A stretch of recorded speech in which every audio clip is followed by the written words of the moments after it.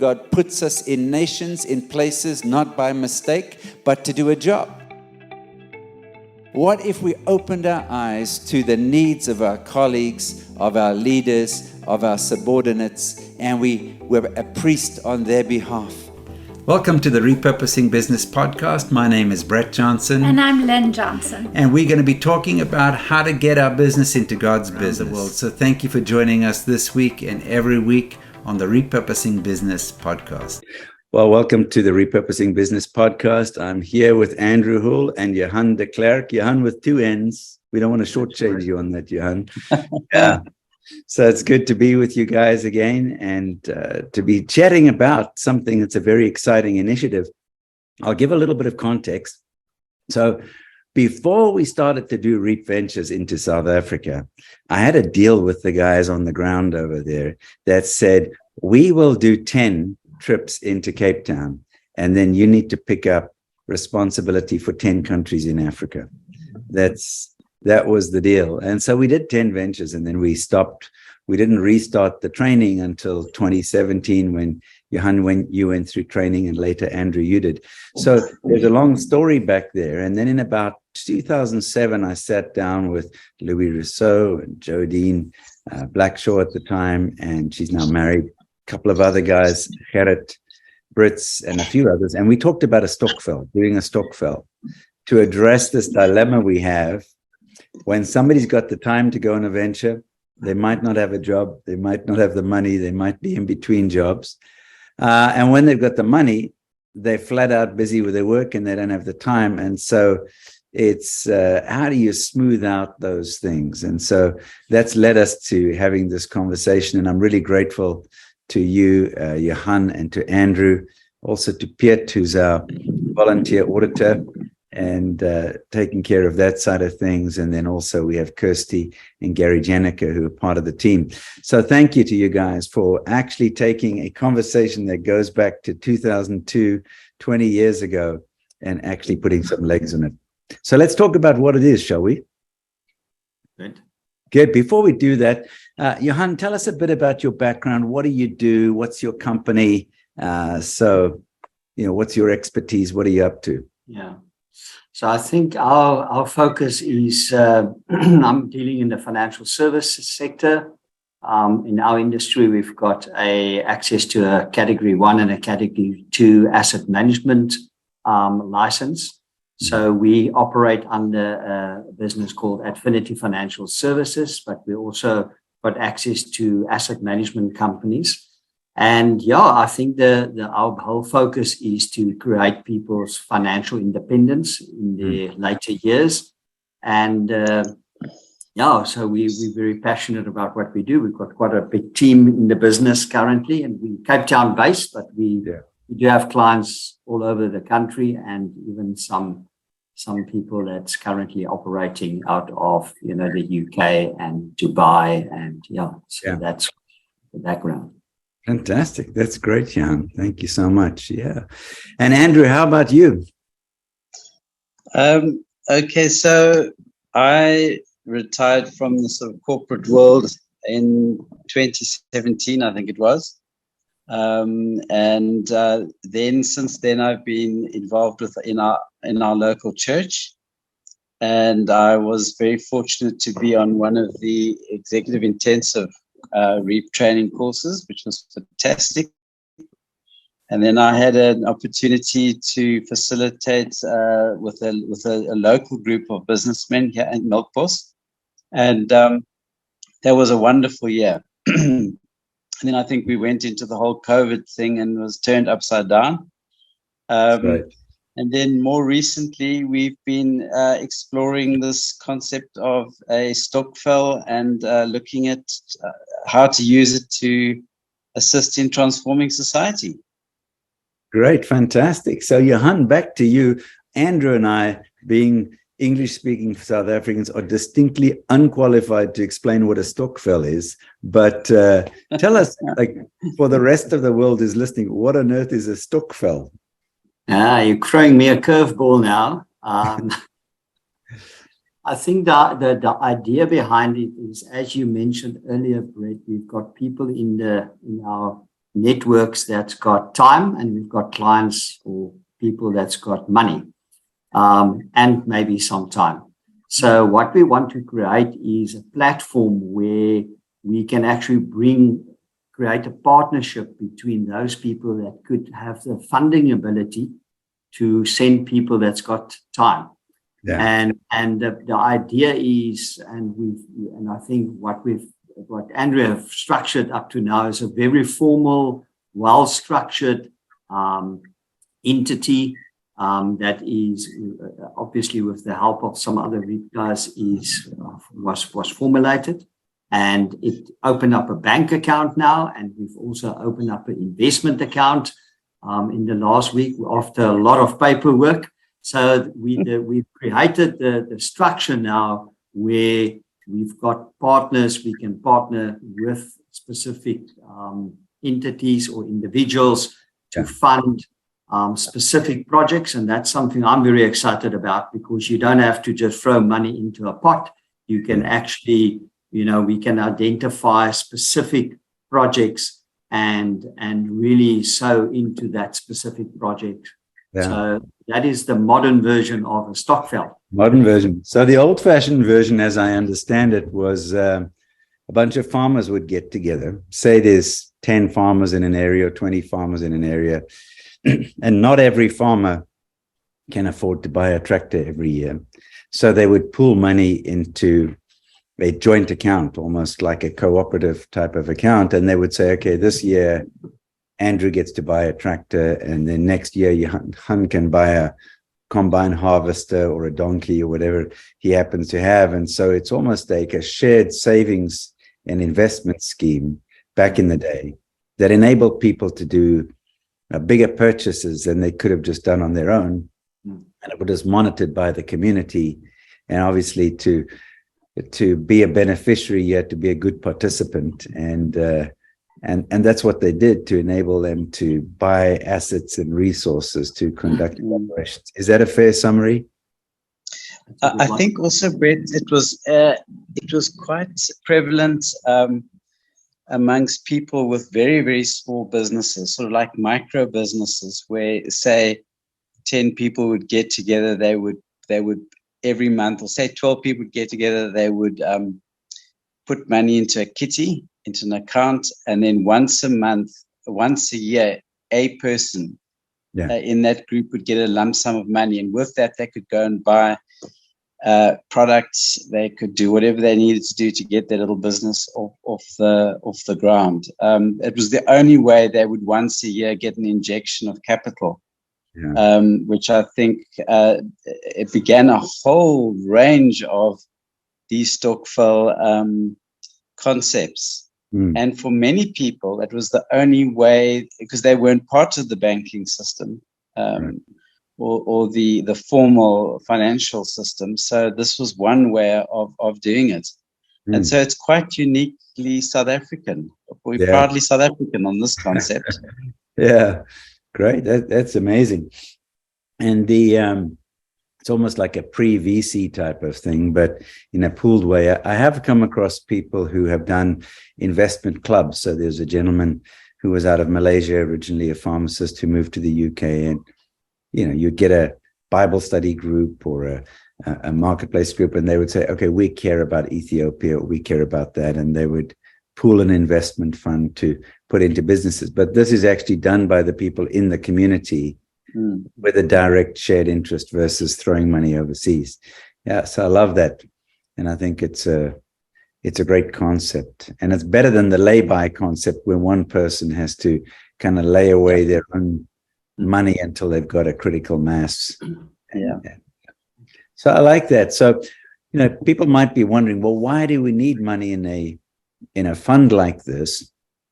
And the reality is, for those who've read the Transforming Society book, for those who haven't, contact me or go onto Amazon and buy one. But it takes capital to transform a society. You can't actually bring about sustainable change without capital. And this has been our history. Typically when we took a REAP team into a country, whenever we went in, it was about a $50,000 investment every single time. So you can ramp that up into rands, and depending on the exchange rate, It was a pretty decent amount of money normally that would come in to help. So, for example, when we went into Madagascar in 2018, the local Madagascar team, they didn't know very much about who we were and what was going to be the result and so forth. So we actually put in a chunk of money so that they could print brochures, hire meeting halls, do the publicity. Their team pulled together. They put in a lot of time and sweat equity, but we helped them out, and it might have been $5,000 or $6,000 to get it all up and going. And then we took a team across with us. That team paid their own way to go, and we had meetings. A meeting on transforming society, invited business people, government, marketplace folks, churches, nonprofits, a whole bunch of, I think the capacity was about 125, 150 people.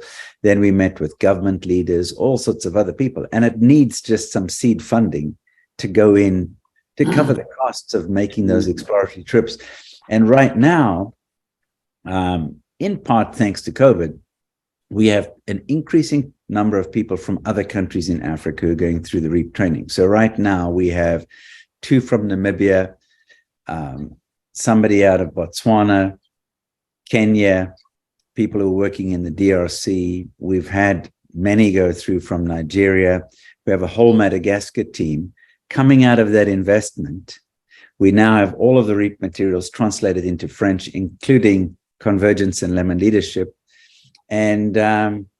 And they're running the training in French and now inviting French-speaking African countries, which is somewhere between 160 to 200 million people, French speakers in Africa. So, that little investment, $5,000-6,000, is just really producing a real return. But if somebody said to us, hey guys, come to Malawi, unlikely that the Malawians will be able to afford to set the whole thing up and host it first time round. So if we have this fund that we're talking about, then we can say to a bunch of guys from South Africa, okay, guys, let's go. The Transforming Society Fund has allocated money for Malawi or Zimbabwe or Botswana or whatever the nation happens to be. So that's one of the reasons why one needs a fund like that. It's not just that Joe or Sally doesn't have the money for a trip. It's also a bigger plan of how we go about and transform the society. Okay, great. So good idea on the need. So how does, Andrew, you've run the charter on this and you've come up with the explanation and so on. What would be some of the mechanics? So say I'm sitting in South Africa, or I'm a South African sitting in the UK or the US, or I'm somebody from the US, India, Indonesia that's traveled to South Africa on ventures. I have a heart for what's going on in Africa. I'm a Nigerian who's been through the training. How do we participate? And then once money's in the fund, how do the people in the fund make the decisions about what's going on? How does this practically work? Yeah, I think, great question. So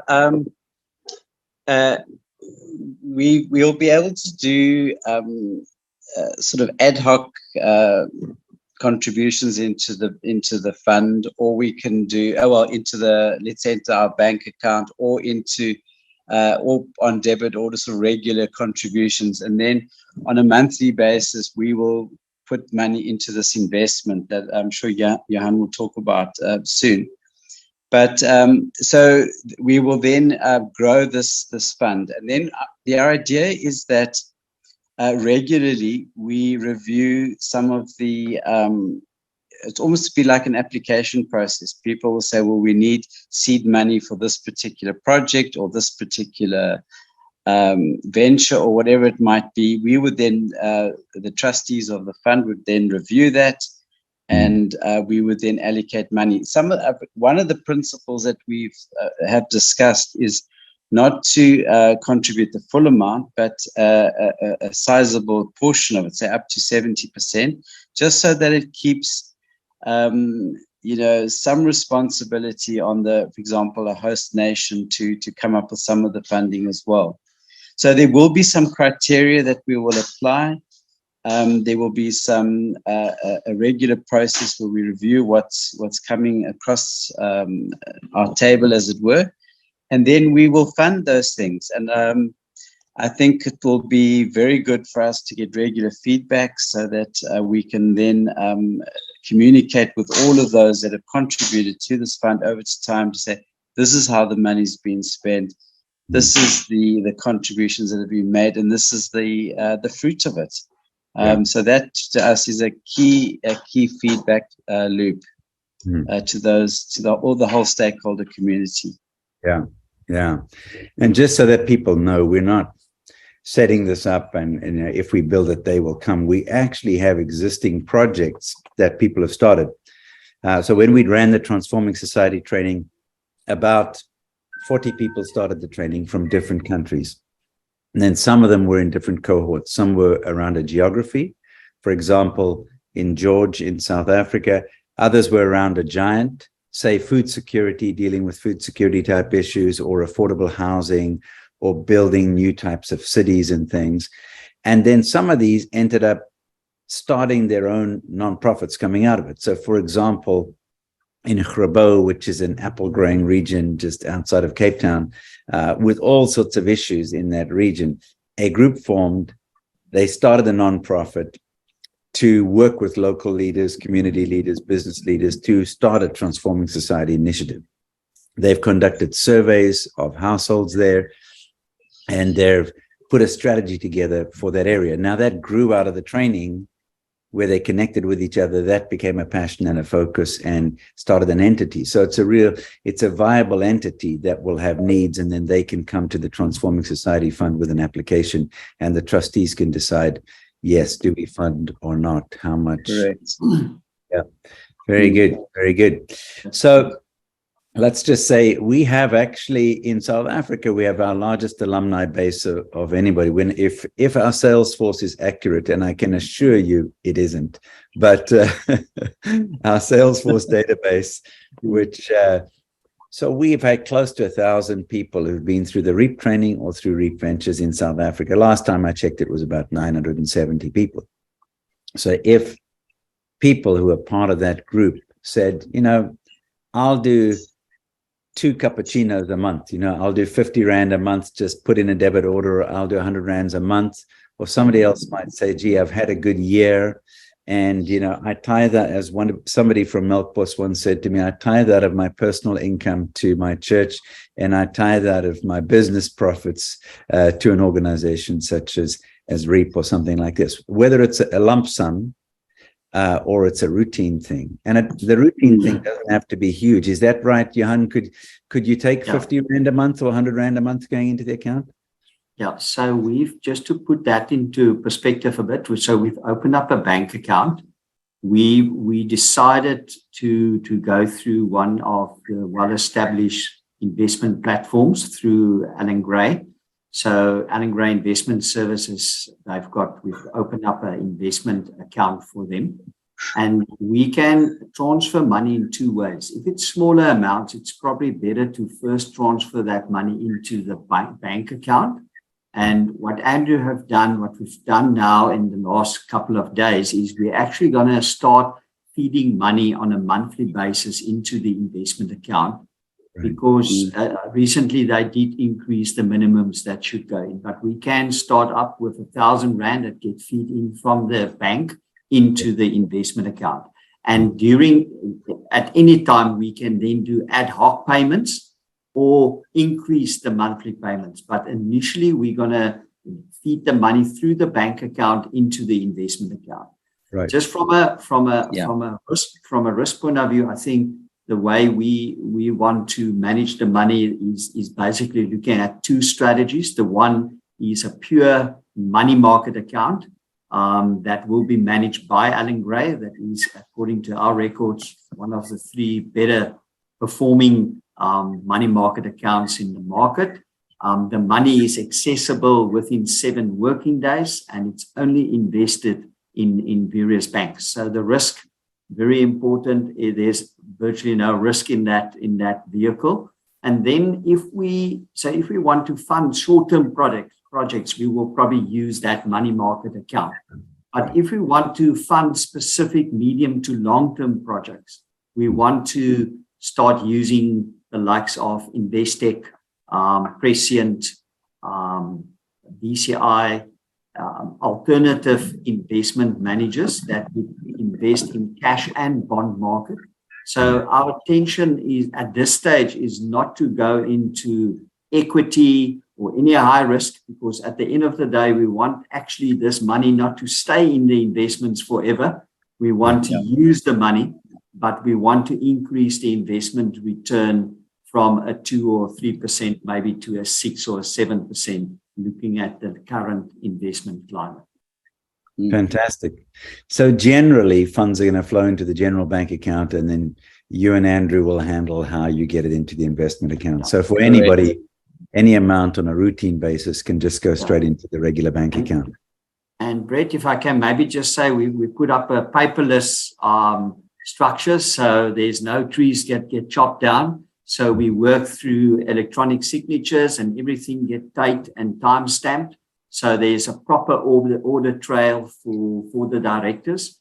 And we will be able to report to the directors of the business on a daily basis if needed.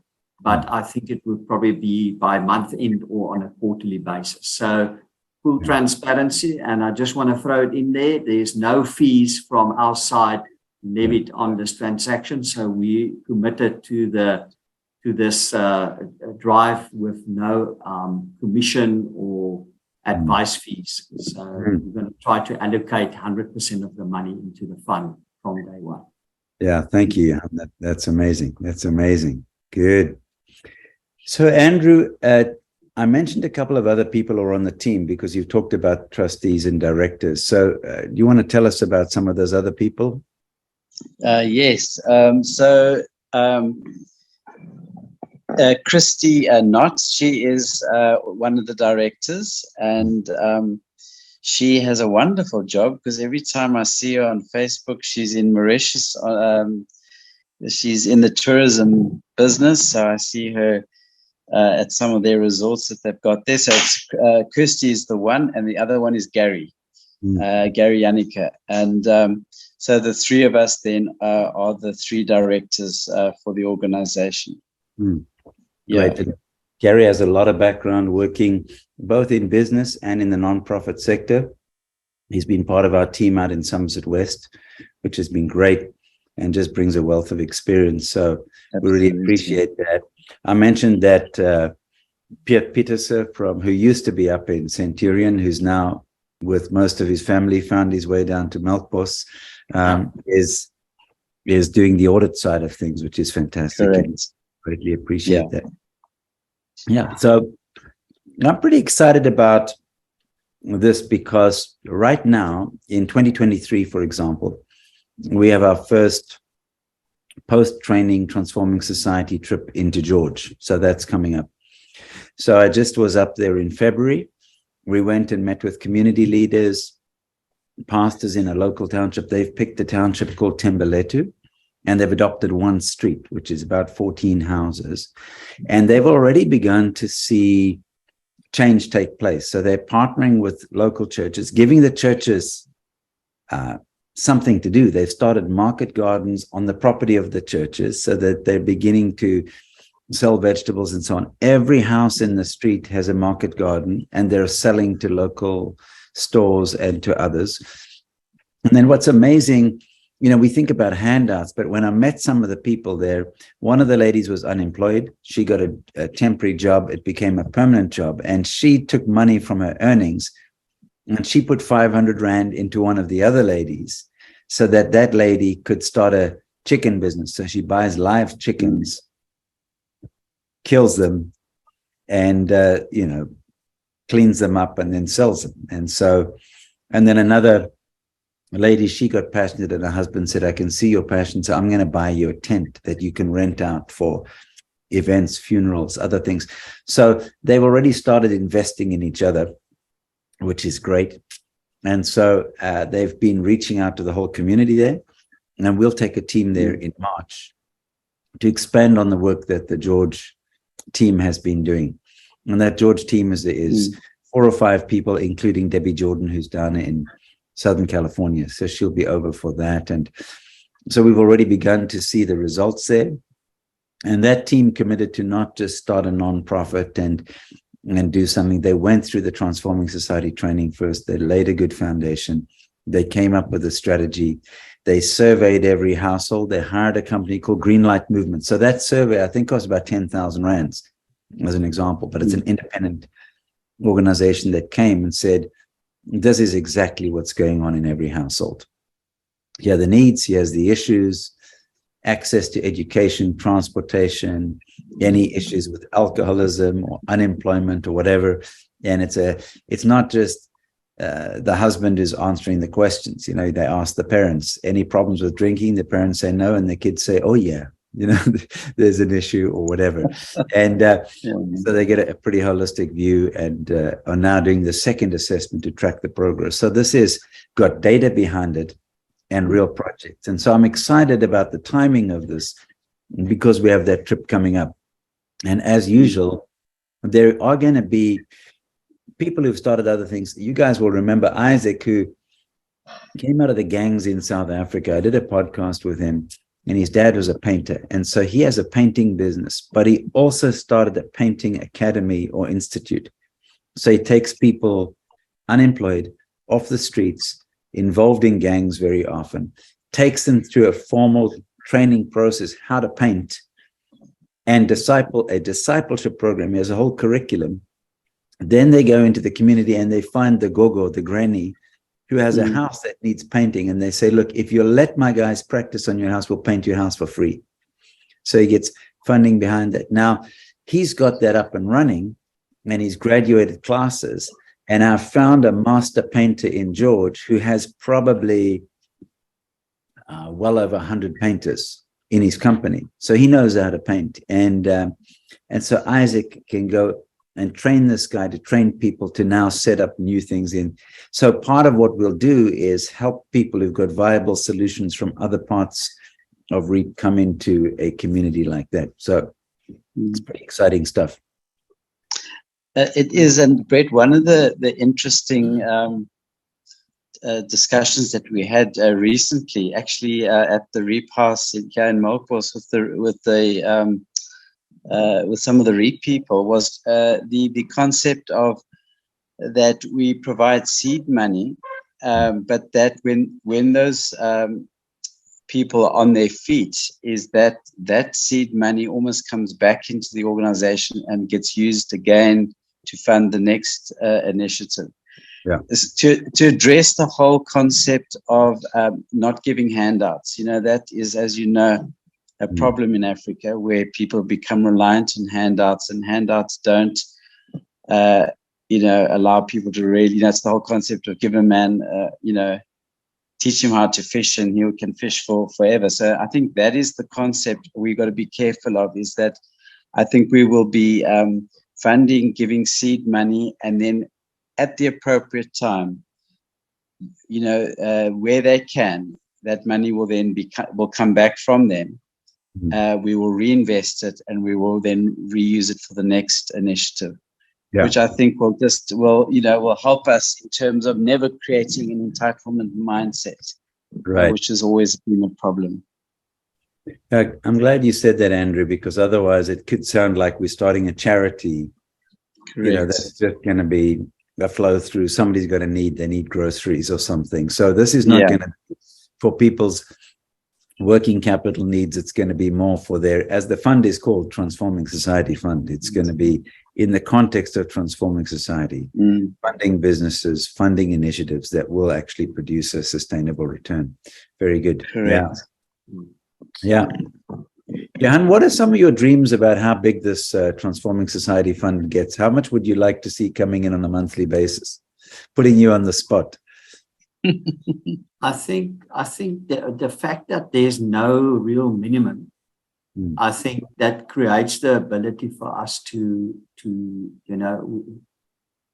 I don't want people not to contribute because they don't have 50 Rand. Or they can only do 50 Rand. So I think the ability that the structure gives us is we can accommodate volume. Yeah. So we're happy with the 100,000 donations and the 50,000 donations, but I think if everyone can contribute something, And even the nice thing is, even if you can commit just for 3 payments or 5 payments, the structure actually allows us to build volume. So I would love to grow the fund to 250,000 Rand. But I think the objective is so that we can feed that 250,000 Rand. If it flows out tomorrow, it will be great. So I think the gate, we're only going to be the gatekeepers to maximize the return whilst the funds are with us. But I think the real seed and the real return will come when the money actually leaves the funds.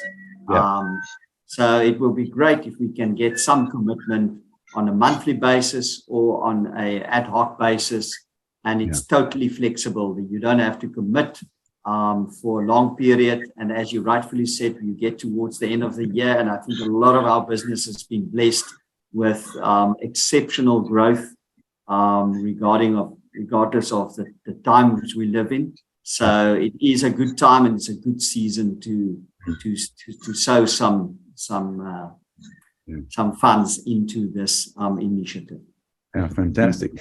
Andrew, practically, how do they do that? We'll put out the bank account details, but what does somebody do? I think that would be the best. So we could put out the bank account details, and then people can just do EFTs into that bank account. And then, as Johann was saying, we will have a debit order that will go off that bank account into the investment. So it will be great if we can have it at least 1,000 Rand going into that account per month, hopefully a lot more, so that we can build these funds quickly. Yeah. One of the things I was thinking about this morning as I thought about our conversation was the whole pay it forward concept. And it's really, really important as a principle, as Johann says, to go back and to think about how the concepts that you've learned within the REAP training, within the REAP community, the relationships you've had, have actually been a blessing to you and your business. And we have a challenge at REAP that we can't get a snapshot of somebody's head and their heart and their hands at the beginning of the training and then compare it to what it looks like in the end. And because the training goes on for so long, there's this gradual morphing of understanding of concepts and principles, whether it's the 3 economic systems or co-creating products with God or marketplace miracles or whatever. We morph over time and we forget what we've learned over the process.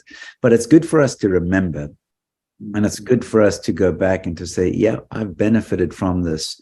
Now, how do I put in financially so that somebody else can benefit? I don't know who they are. It's somebody up in Malawi or it's somebody in Georgia or Namibia, wherever it might be. How do I pay it forward? Just recognizing that God has blessed me in part through my involvement with the repurposing business training in the community. So I think it's a good reminder. Yeah, great. So we'll put up the details, but what if I'm sitting overseas? Can we likewise transfer in, Johann? How does that work? I think the best would be to do a Swift transfer into the bank. So we will arrange that facility with the bank and make sure that details is also on the bank details for foreign money coming in. If it's a big amount, we're gonna need some, since we are on the almost grey list, so there is some red tape involved with foreign money coming in.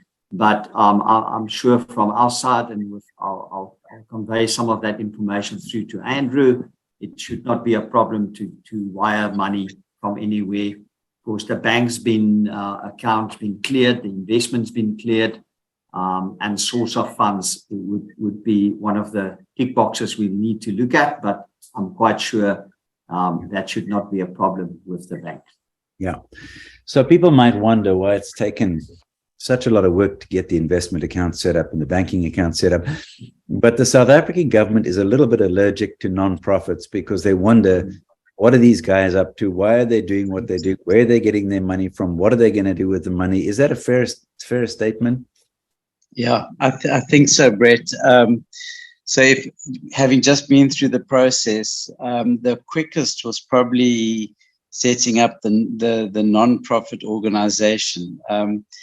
But that was just very much the first step, and we had to justify why we wanted the non-profit and what it would be doing. But the next hurdle was to open the bank account, and that is where I completely underestimated the amount of effort that would be required. So it's not just an application. There's a lot of due diligence that the bank requires, a lot of paperwork. And I think they did raise the red flag when they were setting up the account for us and said, look, you're going to have to expect a lot of due diligence from their side. So that took a while. And then we managed to get through that hurdle. And then I think setting up the investment account, there's also, stuff that we've got to do just to make sure that it's all above board. And I think it makes sense given the context that we operate within, and the levels of problems where we've seen in the country with corruption and money laundering and so on, that we would have to jump through some serious hoops. But I'm very happy with that. I would rather we jump through all the hoops and everyone is absolutely, there is no concerns about what we're doing, and we're totally above board and transparent. So I'm happy where we are. It has taken a year to get to where we are, but so be it, there we are. Yeah. And people from overseas might think, well, this is unusual. But in the US, when we had one of our staff members coming in from South Africa, and they send out an agent to check that you actually exist at your location. And when one of our staff got chatting with the person, they said 1/3 of the nonprofits in the US are fraudulent. And they're money laundering things, they're not legit, they don't actually exist, and so on. And the person actually said, if you had answered your door when I knocked, your file would have just been buried. It wouldn't have happened. And so it's not just in South Africa that people check this out. Unfortunately, people do abuse charities and nonprofits and so forth. And so it's good to have those checks and balances. Fantastic. Well, guys, thank you again so much for your hard work. I really appreciate it. Andrew, you were a young man when you started this process. I remember. Now you got this wife. And look. Yeah, look, you got gray beard and no hair and so forth. So that's amazing. Johann, thanks for all of your work on this, and to Kirsty and Gary as well, and to Piet. So greatly appreciate you guys, and thanks in advance to the REAP community. Then I get behind this thing, make it viable, and really accelerate things so that the vision of South Africans going into the rest of Africa, for me, that's a big deal. I think there's such an opportunity there. And there's such a cry and a hunger, as we have people from many nations, as I said, who would invite us, all the way from Cape Town up to Cairo.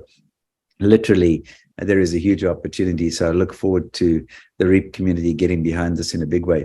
So thank you so much, gentlemen.